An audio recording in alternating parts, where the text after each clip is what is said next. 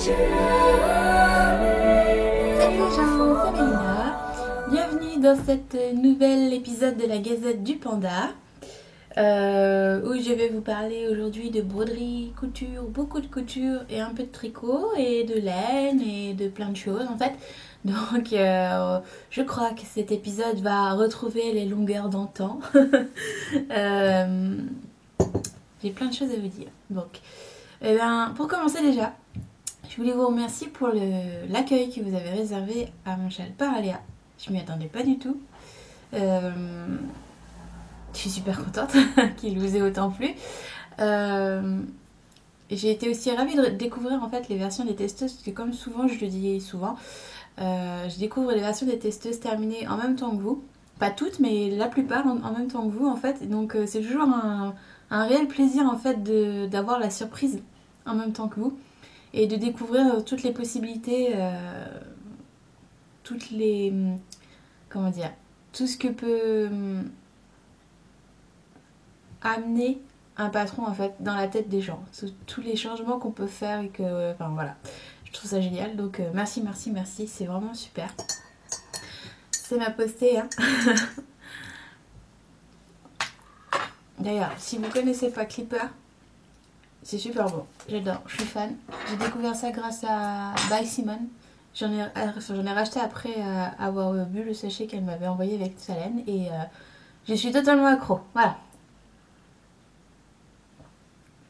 Particulièrement celui au citron. Voilà, voilà. Une tuerie. Rien à voir donc.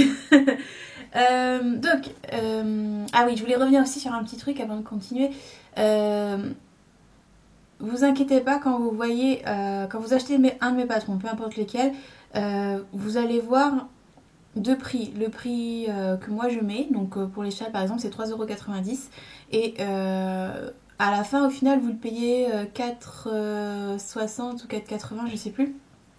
Parce que Ravelry impose une taxe, une TVA sur le patron, donc c'est une TVA qui est en cours depuis début 2016, si je dis pas de bêtises, et c'est une taxe à laquelle je ne peux pas échapper, enfin, à laquelle vous ne pouvez pas échapper en fait. C'est comme ça, il n'y a pas le choix, je suis obligée de la mettre.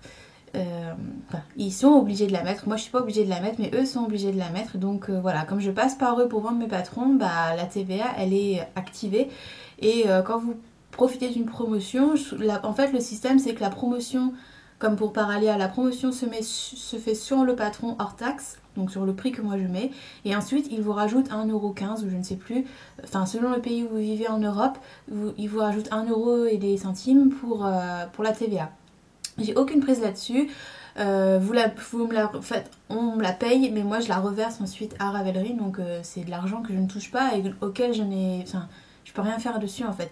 J'ai décidé de laisser le prix hors taxe apparent et la taxe qui s'applique après coup, justement pour être transparente à ce niveau là, parce que j'avais pas envie de changer le prix de mes patrons et qu'on me dise, qu'on m'accuse d'avoir augmenté le prix de mes patrons sans justification en fait. Donc voilà, j'ai pas le choix, c'est comme ça. Il y a bien moyen de l'enlever pour les clientes françaises, mais pardon, j'ai oublié d'enlever le son. Mais il faut que je fasse des démarches administratives et là clairement j'ai pas le courage en ce moment, je sais pas trop où ça me mène, je sais pas trop où l'avenir va me mener, donc je préfère pas le faire maintenant, donc voilà. Mais c'est un handicap autant pour vous que pour moi, hein. Mais je ne vous vole pas d'argent, c'est Ravelry qui le fait. Non, en réalité c'est les impôts. Mais bon, en parlant de ça d'ailleurs, l'autre fois on s'est marré avec mon mari, on a calculé mon taux horaire. Vous savez, quand vous êtes payé au SMIC, vous êtes payé 9 ou 10 € de l'heure, je sais même plus maintenant. Et on s'est amusé à voir avec le bénéfice que je faisais. Donc, pas tout ce que j'encaisse, mais uniquement ce que j'encaisse, moins les impôts, moins les taxes, etc. Je fais 50 centimes de l'heure. Je suis sous-payée. Quand j'ai vu ça, j'étais découragée parce que lui vient de signer un contrat, un tout beau, tout neuf contrat avec un tout beau, tout neuf salaire. Et on n'a clairement pas du tout le même salaire horaire. Donc la vie est injuste, hein, franchement. Bref, bon, allez, on passe aux choses intéressantes. Alors, en tricot, j'ai pas fini mon pégé. Oui, alors en fait, il fallait choisir. Soit j'enregistre maintenant, il est 13h et on discute assez longtemps pour que je vous parle de tout en détail, de tout ce que je voulais vous dire en détail, compris sur le patron Luzerne de Direndo, parce que je l'ai bien avancé. Soit je faisais ça en 20 minutes, j'oubliais la moitié des choses et je bâclais mon travail. Donc j'ai décidé de ne pas travailler et donc de ne pas terminer mon pull parce qu'en fait, je ne peux pas le terminer tant que je n'ai pas un temps pour enregistrer les tutos qui vont avec. Parce que généralement en fait je finis un pull et je fais les tutos après coup en remontant les trucs etc. En faisant des micro prototypes et tout. Et là en fait je perds du temps alors que je pourrais le faire directement sur mon projet en cours. Donc en fait il me reste plus que ça à tricoter en termes de longueur de pull et il est fini. Enfin il est fini, il restera plus que les finitions à faire, finitions que je dois enregistrer. Donc bah du coup, je suis pas hyper motivée et puis j'ai pas pris le temps. Je me croyais mercredi hier donc je me suis mis à coudre mon luzerne, toute contente, toute guillerette. Et puis en fait, quand mon mari est rentré, il fait vivement demain, ce sera le week-end. Ah ah bon? J'étais pas au courant. On n'a pas les mêmes semaines, mais bon. Bravo, voilà. Donc il y est presque. Hein. Il me reste vraiment pas grand chose à faire.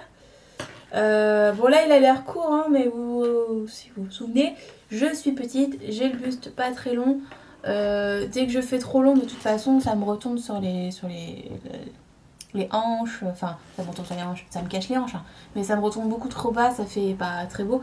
Donc j'ai pas besoin de faire très long. Et puis en fait la manche c'est des manches très larges donc la manche descend en fait en réalité ici c'est l'aisselle de base quoi. Donc il y a bien 5 cm de plus. Donc en réalité j'ai bien la longueur nécessaire en fait. Alors il y est presque. Je sais tellement pas me décider sur ce modèle qu'en fait j'ai décidé de faire plusieurs versions. Enfin de proposer plusieurs versions. Donc vous avez le col comme je vous l'ai montré avec le lacet etc. Donc je vais faire un licorne en fait tout bête.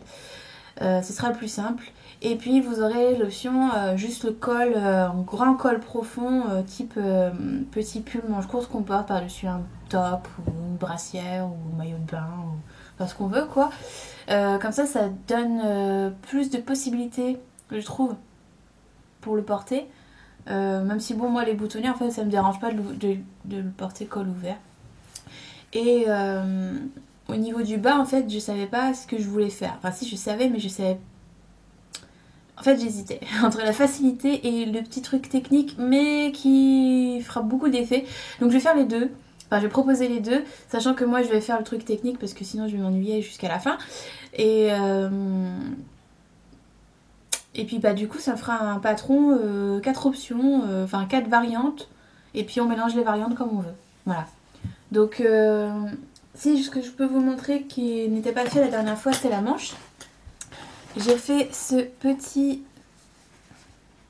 revers pour éviter en fait que ça roulotte parce que là on est sur du jersey lisière de point mousse mais malgré la lisière de point mousse ça roulotte de toute façon donc il fallait repartir sur une lisière standard qui ne roulotte pas et moi je suis partie sur une lisière jersey repliée en fait et ça fait un espèce de bord comme si j'avais fait un tubular bind off par exemple avec 2 morceaux de jersey et puis hop je les avais rabattus enfin tubular bind off c'est avec des côtes donc c'est pas très explicite ce que je veux dire mais enfin ça fait un résultat propre, moi j'aime bien et c'est exactement ce que je voulais faire dès le départ donc je suis contente de mon bidouillage parce que mon bidouillage a fonctionné. Donc l'intérieur ça ressemble à ça. En fait vous avez la lisière de point mousse qui est à l'intérieur et le petit truc comme ça qui va bien. Donc je dois faire un tuto sur ça parce qu'en fait on est sur une zone où on relève des mailles donc c'est pas forcément hyper logique à faire pour quelqu'un qui n'a jamais fait. D'ailleurs je crois pas que ce nom ait une technique particulière, j'ai fait ça à l'instant donc voilà. Et on retrouvera la même chose en bas mais du coup en bas ça sera pas pareil parce que je vais faire quelques petits détails. Mettre un peu de fun dans... Oups, pardon, j'ai mon coussin qui est tombé. Pour mettre un peu de fun dans ce projet. Donc il y est presque, hein. Je vous jure, la prochaine fois je vais le terminer. Hein. J'allais dire voilà, parce que ce que je dis à mon mari, c'est le seul mot que je sais dire, enfin que je sais dire. Les grands mots que je dis à mon homme, alors je pense que c'est de l'arabe. pour dire je te jure. Et c'est un des seuls mots que je connais. Donc c'est un truc entre mon mec et moi. Faut pas chercher. Je vais lire mon téléphone parce que c'est une source de déconcentration absolue. Qu'est-ce que j'ai d'autre? Alors en tricot, c'est tout ce que je peux vous montrer parce que j'ai complètement défait, quasiment complètement défait mon châle soleil numéro 1. En fait, c'est lui qui me mettait la pression depuis plusieurs jours, plus plein d'autres petits trucs à côté, le tout faisant un boom de stress. Et j'ai décidé de le défaire parce que en fait, je l'avais terminé, mais complètement terminé. J'avais passé des heures et des heures et des heures et des heures avec des rangs de 400, 500, 600, je crois que je suis allée jusqu'à 700 mailles pour une des parties. Et je le lave, je le mets à bloquer et le truc informe, dégueulasse. Vraiment, franchement, c'était moche. Et ça allait pas du tout. J'avais pourtant pris en considération... Enfin, je pensais avoir tout pris en considération, puis en fait, non. Donc, bon, bah, je l'ai défait. Je vais trouver autre chose. De toute façon, j'ai rêvé de lui 2-3 jours. Et quand je rêve d'un projet, je sais que je vais le finaliser. Donc, ça va venir. Enfin, quand je rêve de lui, je rêve de sa forme terminée. C'est ce que ça m'avait fait avec plusieurs de mes projets chouchous en fait en général. Ce sont toujours ceux qui me donnent le plus de fil à retordre et le plus de doutes qui au final sont mes projets les plus réussis à mes yeux. Donc j'ai tout défait. Tout est en micro échevette. Donc il était encore mouillé, je le défaisais, j'ai mis 2 heures à tout défaire, je crois que je défaisais tout et que je remettais tout en échevette à sécher sur un porte-serviette et parce que je voulais pas que la laine soit frisée en fait, donc comme ça évite que la laine frise, elle a pas le temps de prendre forme. Bref, donc ce sera pour une autre fois. En fait, ce que j'ai compris c'est que c'est mes projets e-book qui me stressent et en ce moment en fait j'ai pas envie de faire des châles et mes projets e-book, il y a je sais pas combien de châles dedans de prévus parce que je voulais minimiser les coûts de l'e-book en ne prenant pas en fait 3 échos à chaque fois pour comment on appelle ça, par d'ailleurs ça m'aurait coûté trop cher et du coup j'ai prévu des châles et puis en fait j'ai pas envie de faire des châles en ce moment donc voilà, donc, je suis pas inspirée en ce moment, j'ai envie de faire des gilets, des pulls. J'ai plein de trucs, j'ai plein de croquis, il faut juste que je les mette en route quoi. Et je suis bloquée par mes châles donc je vais arrêter de faire des châles. Les projets e-book ne sont pas abandonnés, ils sont juste repoussés à une période plus propice aux châles dans mon cerveau. Ce qui ne devrait pas être si long que ça. Et voilà, je pense pas qu'il y en a un qui sortira en juin, il y en a un qui... Ça sortira forcément... Il y a quelque chose qui va sortir à la fin de l'année, ça vous pouvez en être sûr. Mais voilà, je vais prendre le temps de réfléchir et de le faire bien et d'arrêter de me stresser en me donnant des limites, ça sert à rien, de toute façon ça me rend contre-productive donc voilà. Entre temps, après avoir défait ça, j'ai monté autre chose qui est un châle. Non, enfin j'ai pas monté, j'ai travaillé. J'ai prototypé plusieurs petits morceaux de châle que je ne peux pas vous montrer. Je ne peux pas vous montrer la laine non plus. C'est un projet secret à 6 mains et en fait je galère. Ah, c'est pas que je galère, c'est que je cherche en fait le meilleur compromis entre ce que chacun veut obtenir. Donc comme on est 3, il faut être ouverte à tout. Et ce que moi je veux obtenir et ce qui pourrait être satisfaisant au final. Donc voilà, tout ce que je peux vous montrer c'est que j'ai bossé dessus. Voilà, c'est mon échantillon, enfin, c'est un de mes prototypes. Je me suis amusée en fait à faire le châle en version mini. Pour voir si c'est ce que je voulais faire. Effectivement oui, donc voilà. Donc ça je peux pas vous le montrer. Je pourrais vous le montrer qu'en mai, je crois. Et encore je pourrais pas vous le montrer sur le podcast, je pourrais vous le montrer qu'en photo. Je l'aurais plus. Bref, ça m'a pris 2 petits jours de faire ça, donc voilà. Donc c'est pas que j'ai pas tricoté, c'est juste que voilà. C'est comme ça que ça se passe des fois. Alors, puisque la semaine dernière j'ai eu un gros coup de mou, un gros coup de stress, un gros coup de panique, un gros coup de tout ce que vous voulez et que j'avais vraiment besoin d'acheter de la laine pour je sais pas, pour me rassurer, pour me réconforter, pour tout ce que vous voulez, j'avais besoin d'avoir du beau dans les mains et du neuf dans les mains et que je ne sais plus quand j'ai vu le podcast de By Night, donc pas le dernier qu'elle a sorti, que j'ai regardé aussi, mais qui n'a rien à voir. Celui d'avant où elle montrait des écheveaux qu'elle avait teints avec de l'hibiscus. Bah voilà, je l'ai vu sur son podcast, je me suis dit waouh, c'est trop beau, mais c'est pas sérieux. Et puis quelques jours plus tard, donc j'ai eu un gros besoin d'acheter. Donc la première chose que je suis allée faire, en fait, c'est d'aller sur son site pour aller voir le fameux écheveau qui me plaisait tant. Et j'en ai pris 3. Voilà. Clairement, je crois que ça va être une grande histoire d'amour entre By Night et moi. Pas elle et moi, mais entre son travail et moi. Parce que, voilà.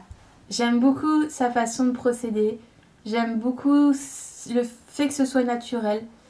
Bon, là, ça rend rien. J'essaierai de vous mettre des photos. C'est un gris-vert, beige. C'est ni gris, ni vert, ni beige. Il y a des reflets rosés, bleutés, violets. Clairement là c'est compliqué de vous le montrer là. Et il y a de la stellina dedans, stellina argentée, c'est très très subtil. Alors attendez, est-ce que je peux avoir une feuille blanche? Une feuille blanche de patron. Est-ce que ça va changer quelque chose? Ouais, vous avez un peu plus la vraie couleur. Ou pas. Enfin bref, c'est compliqué de vous montrer, c'est une laine magnifique. Vraiment, avec la lumière, elle change de teinte, elle change de couleur. Quand il fait gris comme là, elle a vraiment un teint.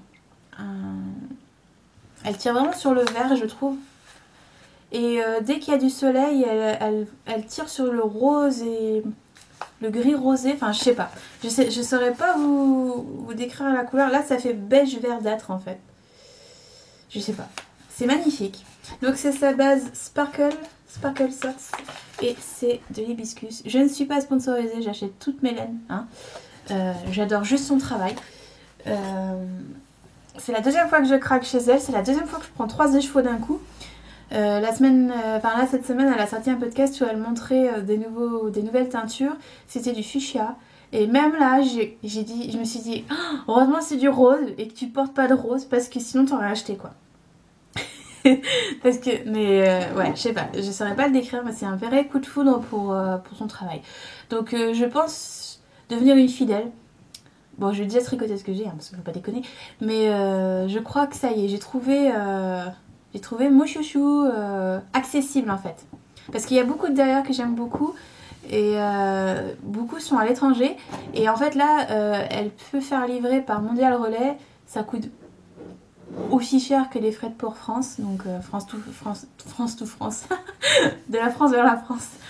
Donc voilà, je sais pas, j'adore ce qu'elle fait. J'adore en fait j'aime bien ce que quand elle dit dans ses podcasts, bon bah en fait ça a pas marché donc j'ai mélangé ça et ça et ça et ça puis voilà ce que ça donne et c'est unique et c'est ça je crois qui me plaît le plus. Et en fait ce qui me plaît aussi c'est qu'il y a toujours un peu de laine dans sa boutique, on n'a pas à attendre un réassort ou quoi, il y a toujours quelque chose. Elle fait des expériences assez régulièrement et puis elle remplit comme ci comme ça et ça je trouve ça génial. En fait, je crois que c'est l'accessibilité et le fait que ce soit unique et puis que j'aime comment c'est fait qui me pousse vers ça. Je sais pas. Bref. J'adore ce que tu fais, Nathalie. Continue. J'adore ce que font plein de gens, hein. Mais là, c'est vraiment un coup de foudre dit et répété, quoi. Donc voilà, si vous hésitez, n'hésitez pas. Franchement, c'est magnifique ce qu'elle fait. J'ai aussi reçu d'autres laines que je ne peux pas vous montrer parce que c'est un projet secret qui sortira en août. Je ne vous dis pas avec qui c'est, enfin je vous dis pas d'où ça provient quoi parce que je n'ai pas le droit. Enfin, on ne s'est pas donné le droit de vous le dire. Donc je ne suis pas censée montrer les couleurs, je ne suis pas censée vous montrer quoi que ce soit. Ce sera du teasing total. Vous en verrez des petits bouts. Le seul truc que je vais vous montrer c'est une des échevettes que j'ai reçues juste pour vous montrer la brillance. Donc je vais vous montrer une couleur, c'est tout. Tout le reste en fait est caché dans mon meuble là, mais ça m'étonnerait que vous puissiez voir quoi que ce soit, donc je ne m'inquiète pas. Regardez-moi ça. Alors évidemment, ça va pas passer à la caméra. Ça brille à mort. Mais je veux dire, il n'y a pas besoin d'un rayon de soleil. Ça brille énormément, mais ça ne se voit pas. C'est chouette. Alors, est-ce que tu vois? Est-ce que tu vois? Est-ce que tu vois les paillettes? Non? Vous les voyez, mais vous les voyez pas qui brillent. C'est dommage. Ça brille à mort. C'est du Merino nylon et Stellina. Et là, c'est de la Stellina cuivrée, je crois. Cuivrée ou dorée? Je sais plus. Je crois que c'est... Enfin, doré cuivré, c'est kiff-kiff. Mais ça brille un max. Et vous le voyez pas. Et c'est clairement vraiment très dommage. En fait, c'est de la paillette en laine, quoi. Autant là que vous le voyez pas, ça m'étonne pas. Parce que ça brille pas des masses. Même s'il y en a, on le voit, mais c'est super discret et c'est ce que j'aime. Autant là, c'est hyper voyant. Je veux dire, ça plairait énormément à ma mamie. ma grand-mère adore les trucs qui brillent, qui sont dorés. Quand c'est les fêtes de fin d'année, elle se part de trucs pleins de paillettes, de couleurs dorées, avec comment on appelle ça? Des ballerines dorées. Enfin, il y a du doré autant. Enfin, c'est un sapin de Noël, quoi, au bout d'un moment, mais... je dis pas que ça fait vieillot, hein, au contraire, mais ça me fait penser à elle. Donc voilà, c'est tout ce que je peux vous en montrer. J'ai hâte de monter ce projet, mais là aussi, en fait, je vais pas pouvoir le montrer. Et je crois en fait que c'est ça qui me frustre, parce que je peux pas vous montrer ce que je fais en ce moment. Faut arrêter les projets secrets. C'est chiant. Parce que moi je suis le genre de nana qui adore montrer ce qu'elle tricote, etc. Vous pouvez le voir, mes prototypes, vous les voyez du début à la fin. C'est assez rare que j'arrive à vous cacher un truc, donc voilà. Je suis pas douée pour garder des secrets. On devrait pas faire des partenariats secrets, les gens, ça marche pas. Bon, voilà. Même si j'adore travailler avec les gens. Franchement, c'est vraiment hyper intéressant. Dernier truc sur la laine, et puis après on passe à autre chose. J'avais dit que je vous en reparlerai une fois que je les aurais utilisés.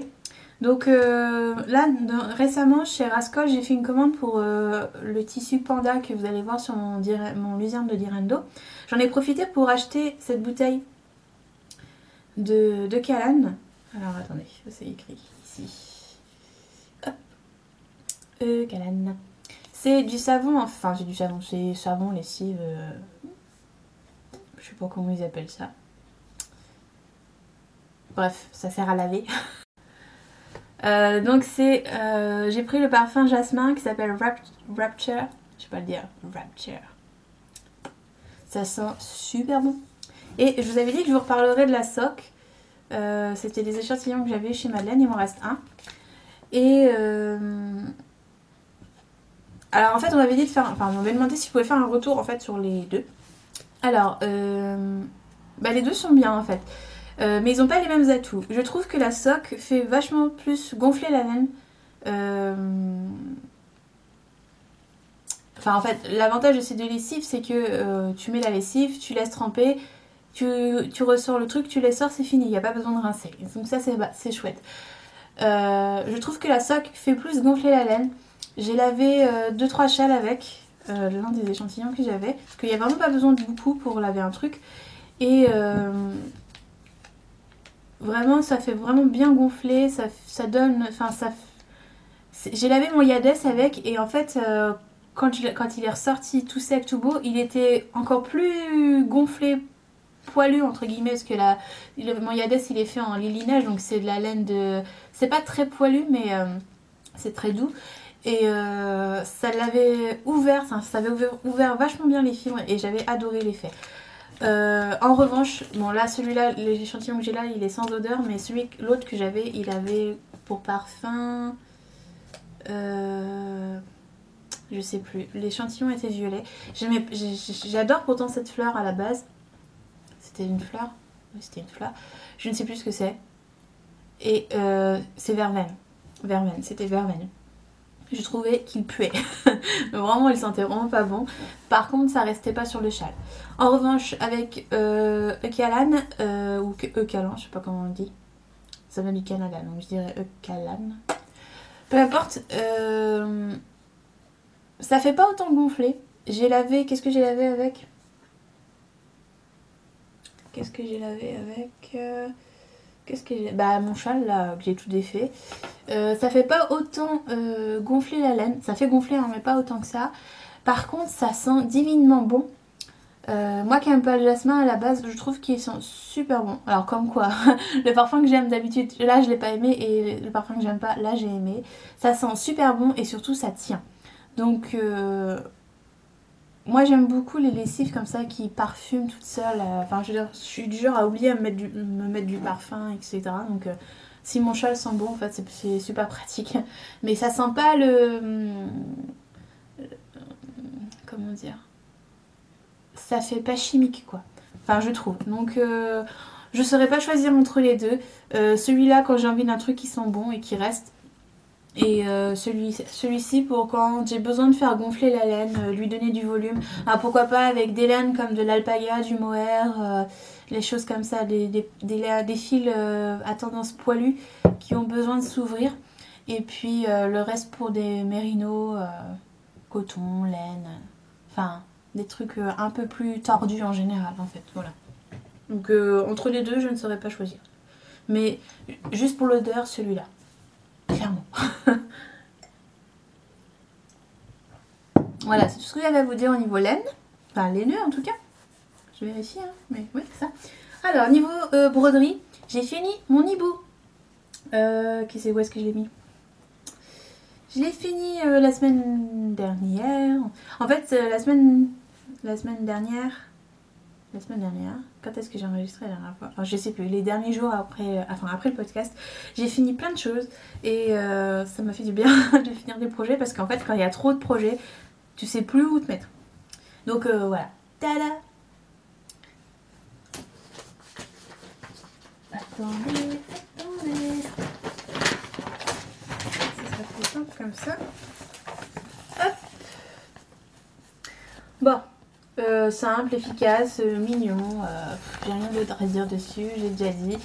Le seul changement que j'ai fait, c'est Monsieur Hibou, il est écrit en jaune parce que je trouvais que ça manquait cruellement de jaune. Hein. Le rouge, j'adore le rouge, hein, mais quand même un petit peu de jaune.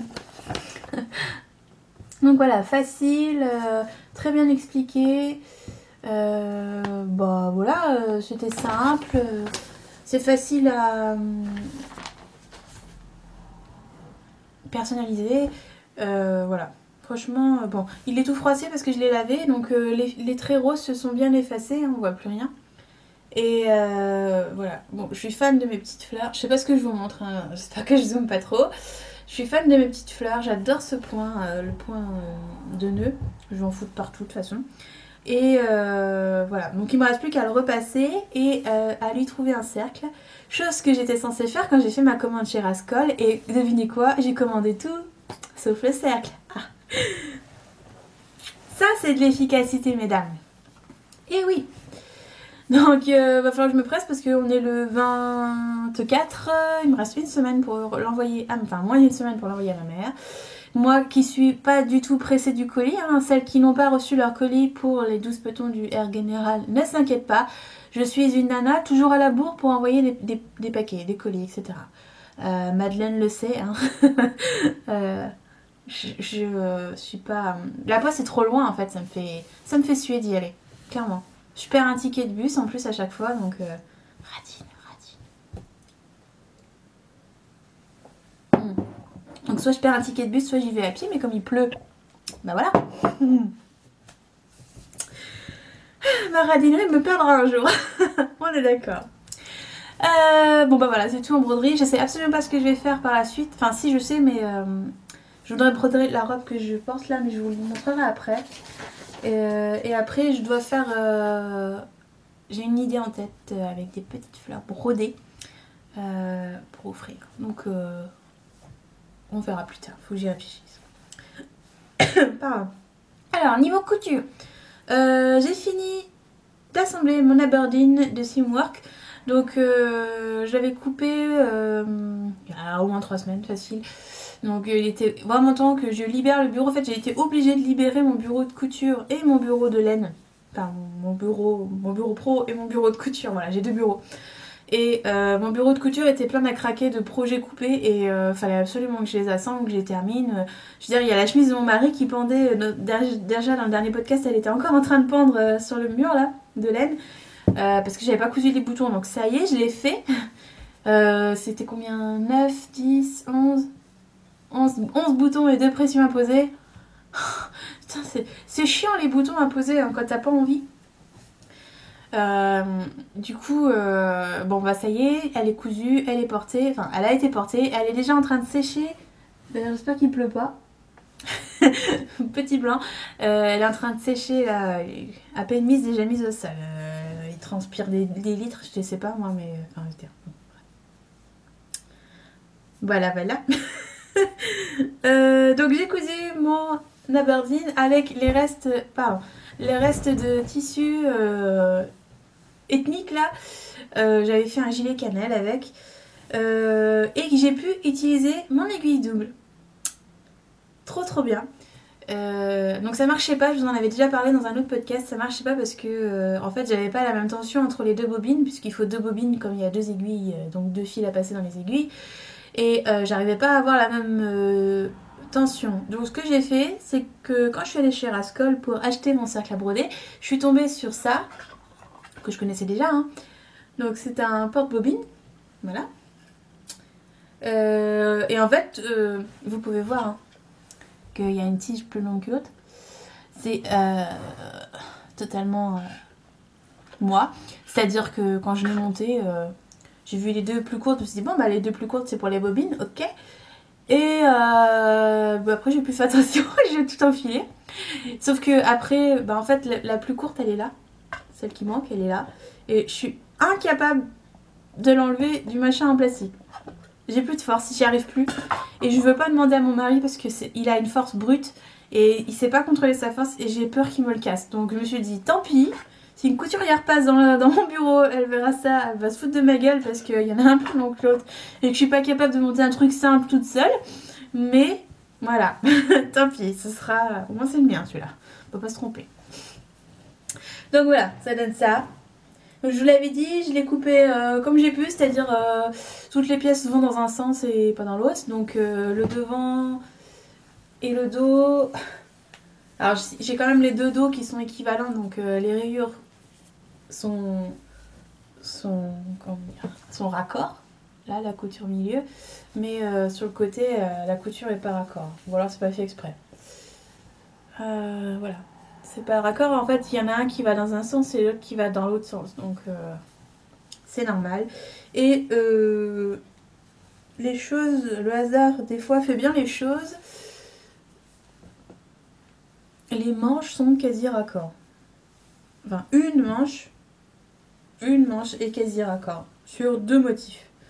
C'est laquelle? C'est celle-là, voilà. Voilà, il y a 2 motifs qui sont raccords, c'est tout. On n'en demande pas plus, je n'y arriverai pas. Donc je l'ai entièrement cousu avec l'aiguille double, donc j'ai utilisé ça comme je vous disais. En fait ce que j'ai fait c'est que j'avais mis une bobine de noir sur chaque truc, passé le fil ici, ça bouge d'ailleurs, passer le fil ici et puis un fil dans chaque aiguille et ça roule ma poule. Pas de problème.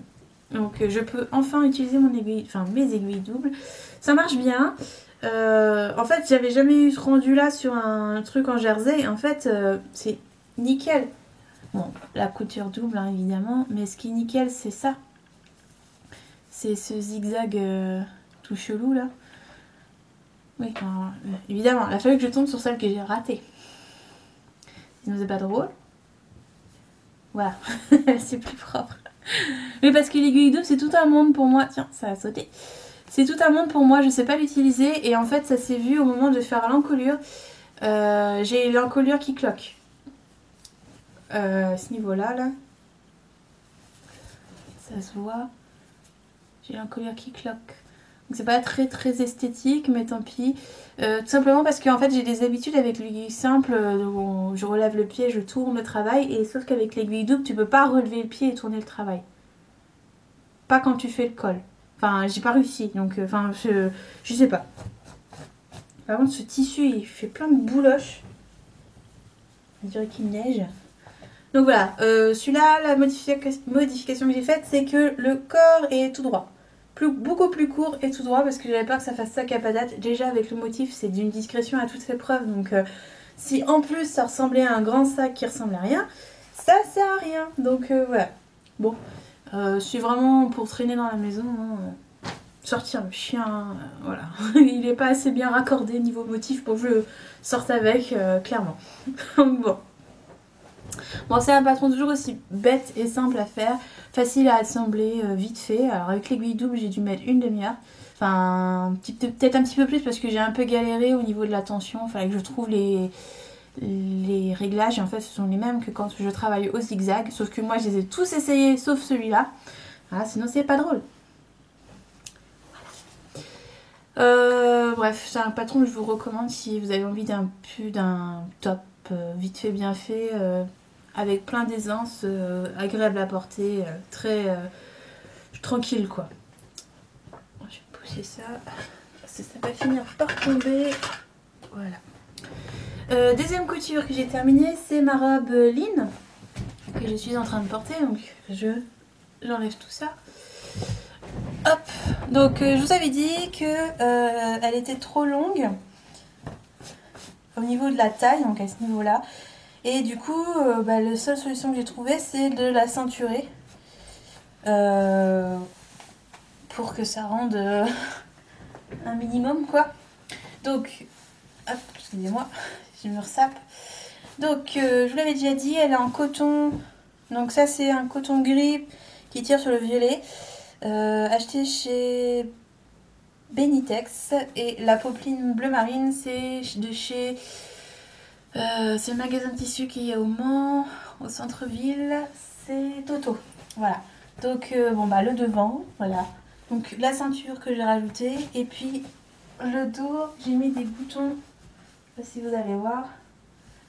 On va dire que oui. J'ai mis des boutons jaunes pour égayer un peu ce gris très morne. Parce que c'est vraiment trop triste comme couleur. Je regrette un peu d'avoir mis du bleu en fait. C'est vrai que ça l'a fait très sobre et très hivernal, on va dire. Mais très triste aussi. Donc bon. Les manches raccourcies, hein, gravement, parce qu'elles m'arrivaient là. Et l'effet mémérisant, je peux pas. C'est pas possible. Ça marche pas sur mes bras. Trop de gras, trop petit, trop court. Enfin, ça marche pas. Donc, ouais, ils arrivaient presque là. Quand j'ai vu ça, j'ai dit laisse tomber, c'est bon. Donc, voilà. Donc, elle me plaît bien. Le problème. Donc, mon problème de taille, en fait, il va falloir que je le règle parce que j'aimerais bien avoir la robe dans sa vraie version. Attendez, je vais vous montrer où tombe la taille en réalité. Sur moi, hein. Qui c'est qui a serré ça comme un malade? À part moi, je veux dire. Hein. Voilà, donc ça fait très, voilà, sac et patate. Ça va pas du tout. Et en fait, on voit, voilà, la ligne de taille, elle est là. Et moi, ma taille, elle est là. Elle est ici. Donc, il n'y a pas grand chose, hein, mais il faut quand je baisse les bras, quoi. Donc, elle descend trop bas derrière. Et du coup, devant aussi. Donc, voilà, si je la remonte, ça serait déjà plus saillant. Bref, on arrête de faire l'andouille. Donc, ceinturée, ça fait très bien. Je suis sûre qu'elle sera très agréable à porter en version normale. Mais c'est dommage quoi. Enfin, je m'en doutais hein, quand je l'ai faite, je l'ai vu. Je l'ai senti. Je l'ai senti tout de suite que ça n'irait pas. Oh, vous m'excuserez, hein, je me réveille, il fait trop froid. Donc ouais, sur celle-là en fait, vu comme elle est triste et puis que je veux pas m'amuser à mettre un gilet et un châle quand les chaleurs, la chaleur arrivera un jour peut-être. J'ai envie de broder. Alors je sais pas si je vais broder sur le bleu ou broder sur le gris. Je voudrais faire une ribambelle, juste un truc tout bête là, comme ça. Donc probablement sur le gris, en jaune, de la même couleur que les boutons. Je la trouve vraiment trop triste. Trop triste. Ça me déprime. C'est que c'est des couleurs qui me dépriment ça. Et au printemps, en fait, je trouve ça dommage de mettre ce genre de couleur. Mais bon, je voulais faire une toile. C'est un tissu qui me parlait pas plus que ça. Donc la prochaine, en fait, je l'imagine avec déjà un empiècement plus bas. Donc je voudrais le descendre au moins jusque là. Pour donner un peu plus de profondeur. Parce que là, je trouve qu'en fait, on voit rien. Donc... Pardon. C'est pas mon soutien-gorge, c'est main. Voilà pourquoi. Je trouve pas assez profond. Donc je voudrais le descendre jusqu'à hauteur des bonnets en fait. Juste avant les bonnets du soutien-gorge. Et pareil dans le dos. Donc en fait je vais juste enlever cette partie là de la pièce et la rajouter à cette partie là sur le patron. Alors les prochaines je les imaginais beaucoup plus colorées déjà. Et en fait je me demande si faire une robe comme celle-ci, une fois qu'elle est bien cintrée correctement au niveau de ma taille, que toutes les mesures sont bonnes et que tout tombe correctement, je me demande si je vais pas faire une de mes robes pour le fameux mariage avec justement cet empiècement qui descendrait peut-être un poil plus bas à la naissance de la poitrine, on va dire, en dentelle, devant et dans le dos, sans manches. Je pense que ça pourrait peut-être le faire. Alors en dentelle, enfin je sais pas si je la ferais toute noire ou en couleur, mais unicolore, mais avec l'empiècement de dentelle qui descendrait un peu plus bas. Voilà, je sais pas. Franchement c'est à étudier. En tout cas je sais que mon chéri aime beaucoup. Il aime bien quand il me voit mettre des robes, il trouve que ça fait fille. Bah oui, hein. Il a tellement l'habitude de me voir en tenue décontractée parce que je bosse à la maison, il n'y a vraiment pas besoin de s'habiller pour ça, donc voilà. Bon sinon le patron il est facile, les détails sont vachement sympas, on fait quand même pas mal de pinces, c'est ça le plus chiant on va dire dans le modèle. Mais c'est vrai que en fait si la taille tombe au bon endroit, ça fait tout de suite de l'effet. Et puis là franchement ceinturé moi j'aime bien, c'est vraiment agréable à porter. Là ça lui donne un petit air aventurier, perdu dans la jungle, si tant est qu'on allait dans la jungle en robe. Mais voilà, ça fait un peu baroudeuse, je trouve. Enfin bref, je l'ai portée ce matin, je la portais, puis je la porte depuis ce matin. J'ai promené mon chien avec, voilà, c'est ça que je voulais dire. Et le seul truc qui est chiant, c'est que la ceinture remonte en fait, sous poitrine, au bout d'un moment, à force de marcher. Et ça c'est parce que j'ai pris du bidou. C'est chiant. Bref, voilà. Donc je vais perdre mon bidou et puis ça remontera plus. Dernier projet couture en cours, mon luzerne de Direndo. Et là j'ai plein de choses à en dire, donc je vais juste vérifier que j'ai assez de place sur ma carte mémoire et je reviens. Alors le projet luzerne de Direndo, j'ai la pochette qui est juste là. Voilà. Alors luzerne de Direndo, c'est écrit, c'est tout beau, voilà. Donc c'est pas le premier patron de Direndo que je fais, le premier que j'ai fait c'était le plantain.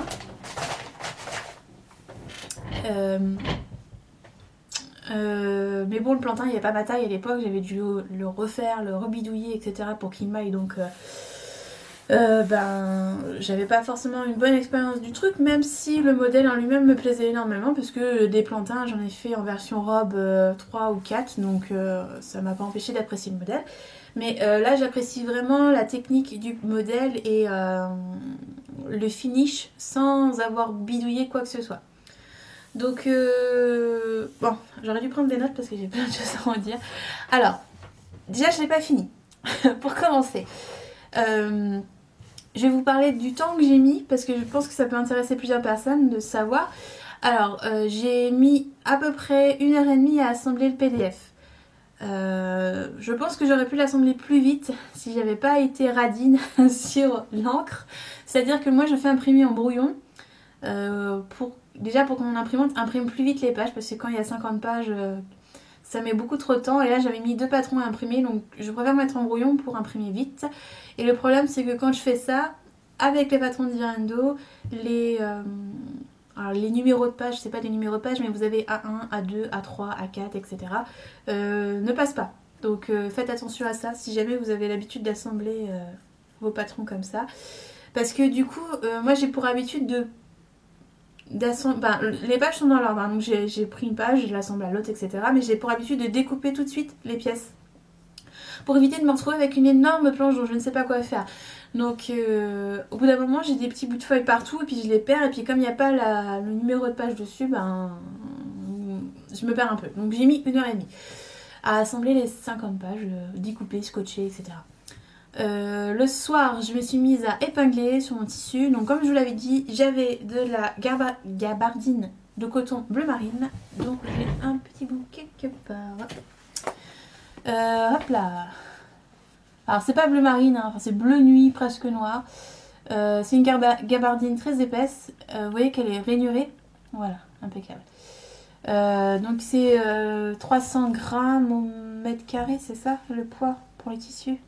Donc elle est vraiment épaisse. Hein. C'est vraiment parfait pour ce genre de projet. Qui n'a pas besoin d'être doublé du coup. Donc j'avais 3 mètres 5, 3 mètres 10. J'ai réussi à caser toutes les pièces que je voulais faire dans cette couleur. Donc en fait, je l'ai noté, je sais plus où. Je l'avais noté. Bon, soyez concentrés. Prenez des notes si vous voulez faire pareil. Sur les 3 mètres, j'ai réussi à tout mettre, sauf la pièce 11. Donc qui est coupée 2 fois, qui est donc en fait la parmenture donc à l'intérieur du manteau, la parmenture du bas. Un pied de colle, un col, donc le pied de colle intérieur et le col extérieur, celui qui est quand on replie, qui est en dessous. Le milieu dos, celui du haut, celui qu'on coupe 2 fois normalement, j'en ai fait un dans le tissu doublure. Et c'est tout. Je vérifie sur le truc hein, directement, c'est plus simple. Et c'est tout. Donc tout le reste, j'ai réussi à le couper sur mon coupon de 3 mètres. La seule pièce que j'ai dû un peu bidouiller, mais qui est toujours dans le droit fil, c'était la pièce, donc le devant, le milieu devant, qu'on est censé couper 4 fois. Celle-là en fait j'en ai mis une à l'endroit, une à l'envers, mais toujours en suivant le droit fil, tout simplement parce que j'avais pas assez de métrage pour mettre les deux comme c'était indiqué sur l'exemple de coupe, et que mon tissu était dans le même sens. Il n'avait pas de sens il avait un extérieur et un intérieur bien distincts, mais il n'a pas de sens en longueur. Enfin, je sais pas comment expliquer ça. J'ai pas le terme technique, donc mais enfin, il n'avait pas de sens, donc je pouvais me le permettre. Donc voilà, ça passe. J'ai fait un 52, donc la plus grande taille. Je n'ai rien rallongé, rien raccourci. Donc voilà, ça passe avec 3 mètres, mais en taille tongue pouce, je fais 1m60 et je crois que Direndo taille pour des 1m68. Je crois que c'est sa taille, sa stature standard. Donc voilà, si vous voulez ramener. Enfin, et j'avais pris 1 mètre de ce tissu pour la doublure panda. Hop. 1 mètre sur 160. C'est un tissu français que j'ai acheté chez Rascol. Hop. Création française, Domotex. Et je crois qu'on voit pas. C'est tissu by Domotex. Voilà. Donc les petits pandas. C'est pas du tout celui que j'avais prévu de mettre. J'avais trouvé un truc vachement plus comment dire. Oh, on voit à peine le verre d'eau, c'est marrant ça. Plus femme, on va dire. Moins rigolo, on va dire. Et mon chéri a trouvé que ça piquait les yeux, donc je l'ai enlevé. Je suis tombée là-dessus, je me suis dit, allez c'est bon, on vit qu'une fois, tu le prends. Donc là, il me reste 50 cm 40 cm 40 cm en 160 et j'ai un petit bout qui dépasse. Voilà, donc 60 cm ça suffisait largement, mais pas grave.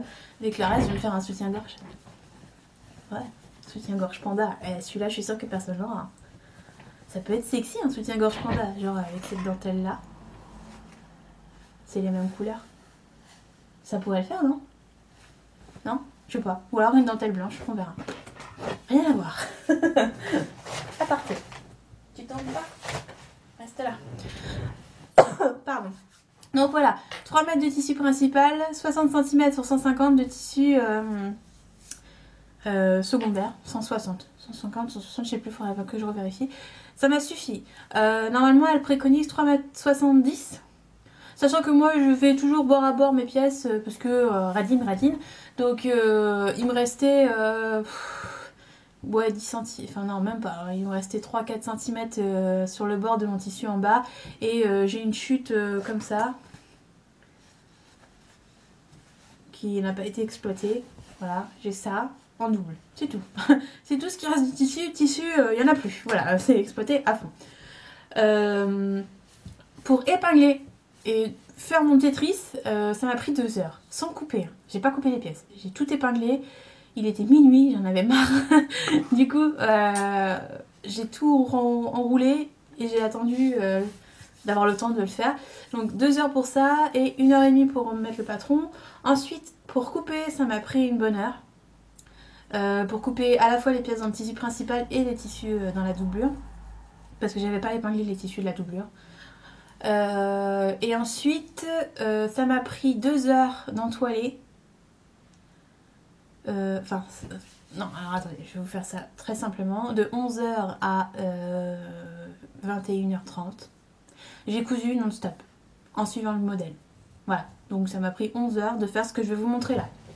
Je n'ai pas fini. Voilà, donc grosso modo, il m'a fallu quasiment 20 heures là déjà, juste pour faire ce que j'ai fait avec le patron. Enfin, avec l'assemblage du patron, etc. Alors, attention les yeux. Les pandas arrivent. Invasion de pandas. Alors, voilà la bête. Il lui manque les manches et en fait c'est à peu près tout. Les manches, les petits passants pour la ceinture et l'ourlet final, même si là on est en bonne voie. Et hop, l'intérieur est déjà terminé, gancé. Voilà, voilà. Donc, il n'est pas doublé, hein, et je pense sincèrement qu'il n'y a pas besoin de le doubler à partir du moment où on utilise le bon tissu au-dessus. Donc, comme je vous l'ai dit, moi c'était 300 grammes au mètre carré. Et ça donne vraiment un truc vachement épais. Hein. C'est pas pour le printemps, vraiment, il n'y a pas besoin de plus. Hein. Surtout les devants, en fait, qui ont une parmenture, et la parmenture, elle va quand même loin. Voilà, elle va quand même super loin. Donc clairement, je pense pas qu'on puisse avoir froid avec ça. Si on s'habille correctement, c'est sûr que si on met qu'un t-shirt en dessous, ça va moins bien marcher. Mais voilà, au printemps, on se découvre pas normalement. Donc il est parfait. Donc je vais vous le passer parce que c'est quand même plus parlant porté. Alors ce que je vais faire, c'est que je vais enlever ça. Hop, et passer ça.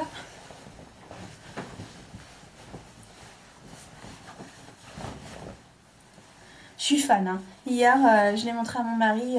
Je lui ai parlé que de ça. Lui, tout ce qu'il voulait, c'était manger. Franchement, vous avez vu la merveille que c'est. Et lui, il pense qu'à manger. Il a attendu jusqu'à 22h, n'empêche. Alors, voilà. Donc, voilà ce que ça donne. Hop. Donc, la taille arrive bien au niveau de ma taille pour ce modèle-là. Donc, j'avais rien modifié. Le seul truc, et je le sais, c'est que j'ai la taille plus épaisse que celle du tableau de Direndo, donc normalement en fait le bord là, il devrait arriver ici. Mais moi si je fais ça, j'arrête de respirer et ça va faire des plis disgracieux, donc ça sert à rien. Donc je vais déplacer les boutons parce que j'ai une taille épaisse, qui si tu veux ma bonne dame, c'est comme ça. Si je veux pouvoir être à l'aise dans mes mouvements, et mais bon c'est pas grave, hein. Ça n'empêche pas... Ça va peut-être décaler les boutons, enfin on verra, je vais bien trouver. Les poches, ah oui si, j'ai aussi coupé les poches avec le tissu panda, le fond de poche. Donc fond de poche, pied de colle, enfin 2 fonds de poche, un col, un pied de colle, un empiècement milieu dos et les parmentures du bas. Et c'est tout, voilà. Bon voilà, donc il est juste génial. J'aime beaucoup. Alors on est d'accord, c'est pas nécessairement la forme de manteau qui me met le plus en valeur, mais je m'en contrefous totalement. J'adore. Voilà, c'est dit. J'ai vraiment hâte de le terminer. Et alors, maintenant pour les détails. Donc comme vous savez, c'est un trench qui est totalement gancé au niveau des finitions, donc ça prend un temps de malade. Si vous avez un pied à gancer ou un pied à poser le biais, n'hésitez pas à l'utiliser parce que ça prend du temps et en plus ça bousille les pouces, enfin le pouce, mon pouce. Parce que j'arrivais plus à épingler. En fait, j'ai utilisé un biais, c'est le biais que ma belle-maman m'avait offert. D'ailleurs, il m'en reste plus beaucoup. Enfin, j'ai pas le rouleau, mais c'est pas grave. Bleu marine et il est moitié imperméabilisé, polyestérisé, j'en sais rien. Enfin, je suis pas sûre que ce mot existe, mais c'est pas grave. Et en fait, le piquer, déjà, c'est compliqué. Mais alors, le piquer avec des épaisseurs de malade, c'est très, très compliqué. Voilà. Donc, vous avez ce genre de finition, c'est propre, nickel, c'est juste génial. Donc, je veux juste dire un truc à ce niveau-là, c'est que le patron est super bien travaillé. Il n'y a rien qui est laissé au hasard. Les finitions sont toutes magnifiques. J'ai vraiment... C'est propre, c'est beau, c'est... Enfin, je veux dire... regardez le col. C'est la première fois de ma vie que je fais un col sans rater. Alors, ce que j'ai... Moi, le petit truc sur mon col, c'est que donc le pied de colle à l'intérieur, il est en panda, donc ça se voit pas plus que ça. Et le revers, il est en panda, ça se voit pas plus que ça non plus. Mais c'est le petit détail... pandatesque, que c'est que moi qui l'aura comme ça. Voilà.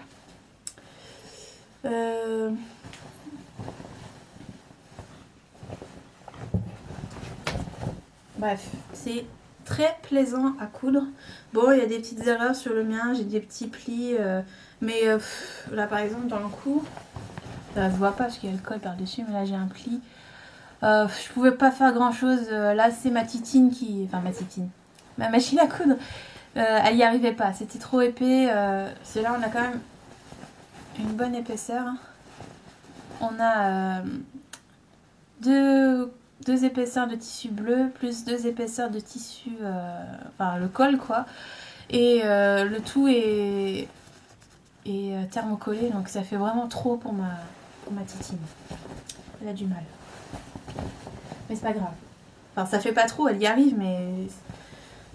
doucement. Donc voilà, c'est super propre, c'est super bien pensé. Je veux dire, tout tombe au millimètre près. Enfin, je veux dire, c'est magnifique. Franchement, c'est hyper agréable ce genre de projet. Donc voilà, moi je l'ai pas doublé, mais je pense que c'est faisable. En fait, la doublure, bah, vous coupez vos pièces en double avec un tissu fin, quoi.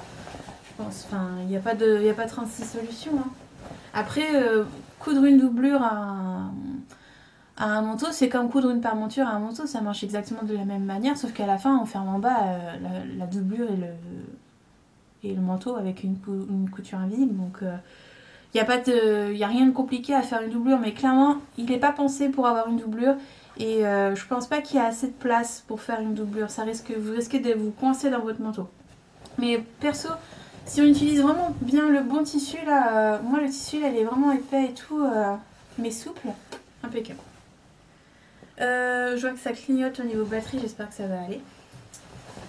Alors on m'a posé des questions sur les boutonnières, comment ça s'appelle, passe-poilées.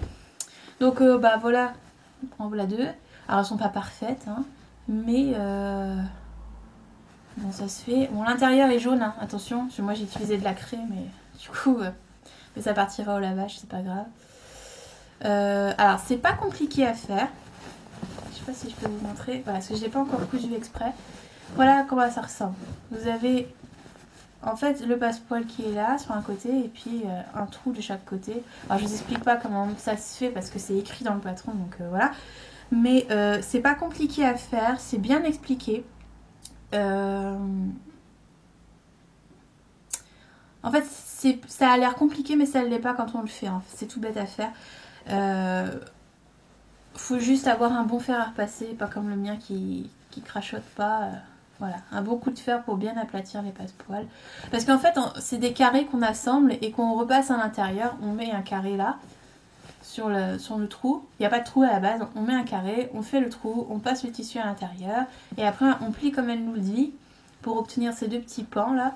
Et après il y a encore une couture, donc là que j'ai pas encore faite mais que je vais faire, une couture invisible pour fixer les deux pans pour pouvoir passer les boutons sans problème. Ça se fait vraiment tout bêtement mais c'est long. J'avoue, cette étape là j'ai mis 2 heures. Il n'y a que 5 boutonnières, j'ai mis 2 heures à les faire, donc c'est long. En fait, ce que je pourrais vous dire, c'est que ce manteau-là, en fait, si vous le faites par étapes, parce que vous n'avez pas beaucoup de temps, faites une étape par soirée, parce que chaque étape prend à peu près 2 à 3 heures.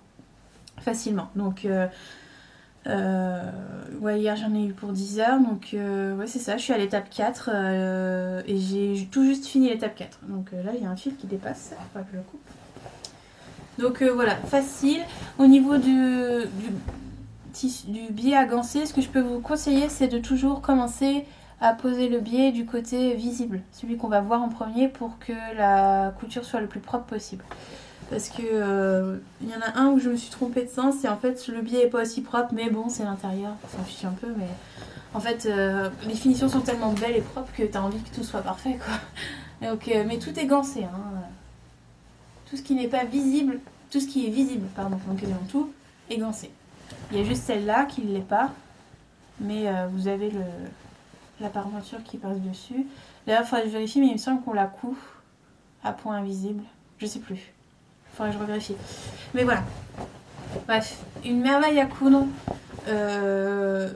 Très propre, très pro. Le bas, peut-être vous parler du bas.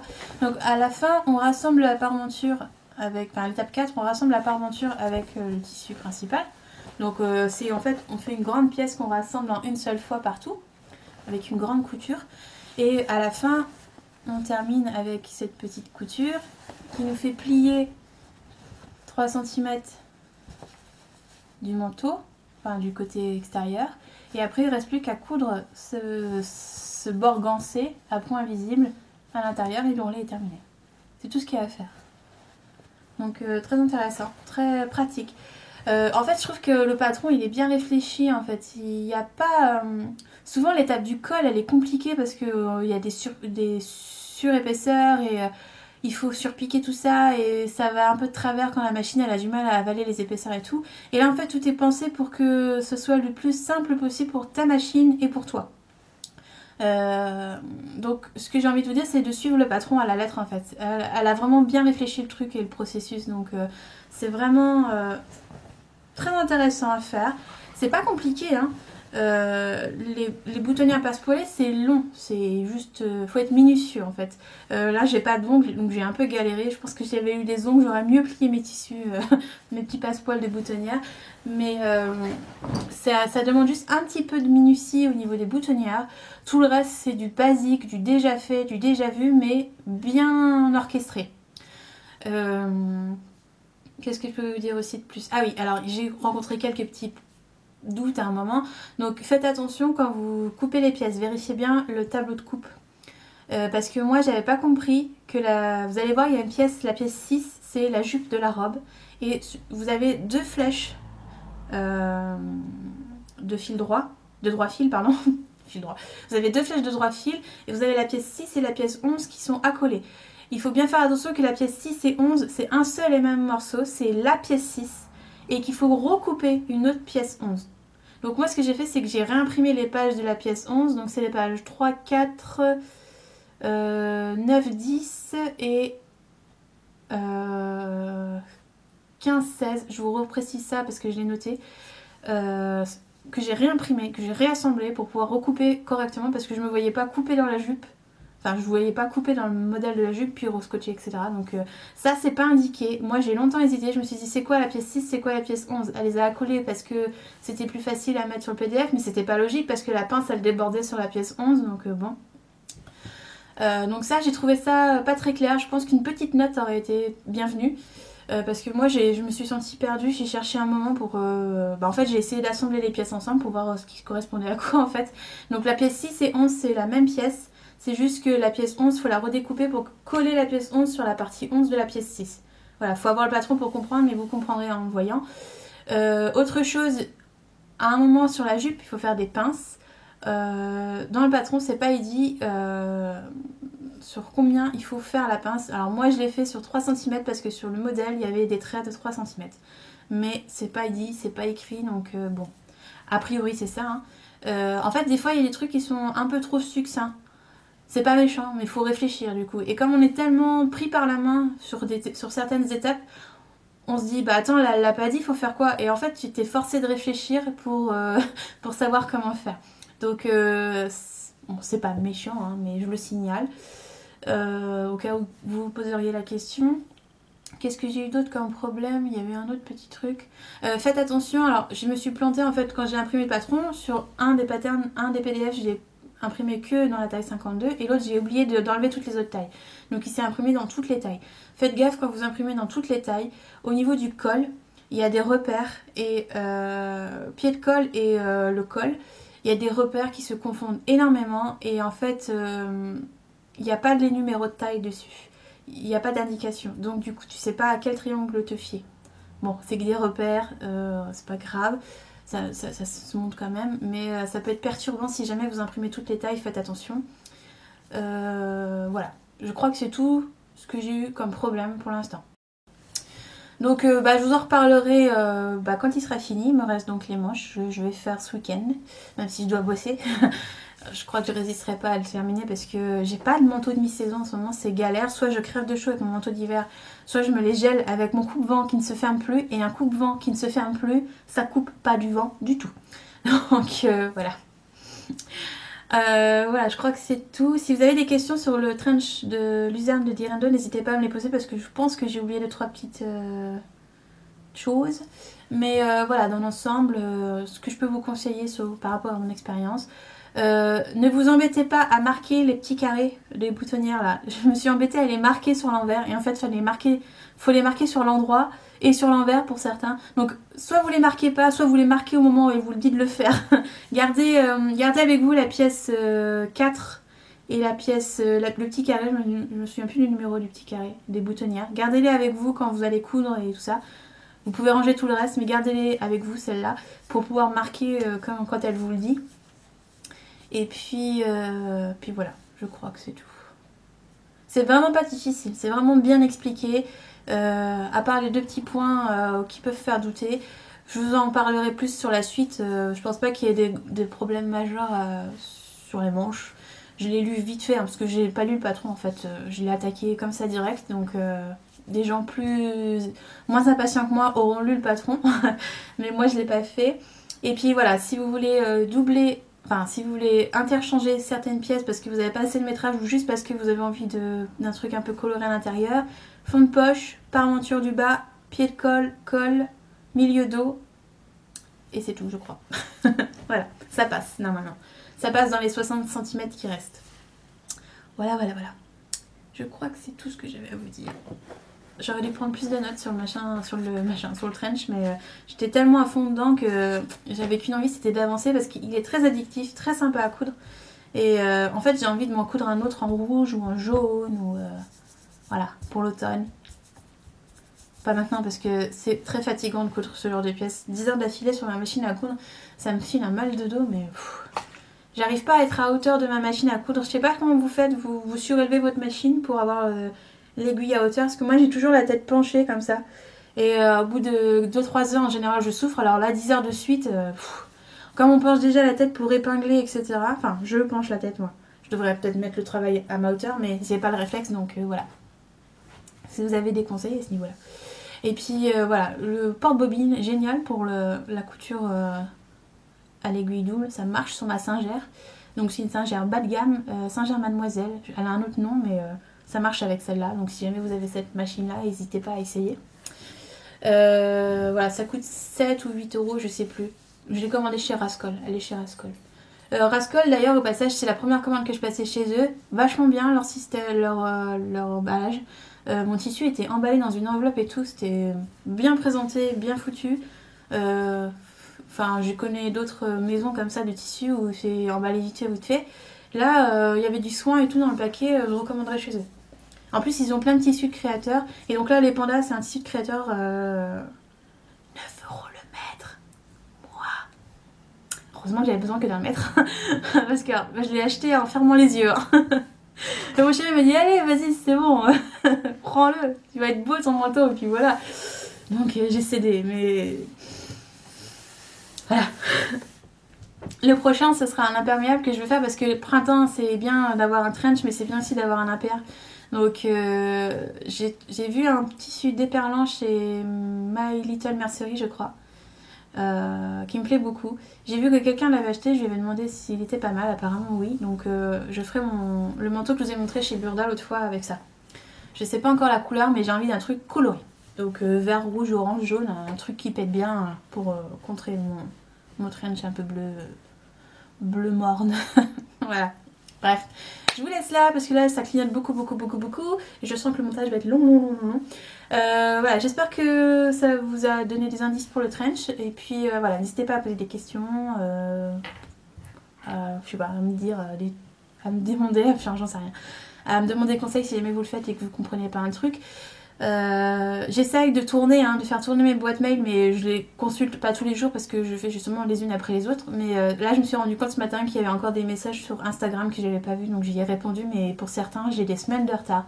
Je suis vraiment désolée pour ça, mais j'ai encore été coupée. Cette fois, c'est la batterie qui a lâché, donc on va se quitter ici. Voilà, n'hésitez pas si vous avez des questions. Pour les messages, je fais mon possible pour y répondre aussi, enfin dès que je les vois en fait. Et puis voilà, je prends mon temps en ce moment de déstresser, etc. Donc voilà, on verra pour les projets à venir, on verra comment ça se passe, on verra dans quel ordre, on verra quand tout sortira. Je ne veux plus me prendre la tête avec ça.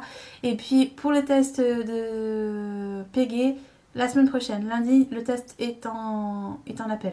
D'accord? J'envoie la newsletter ce week-end.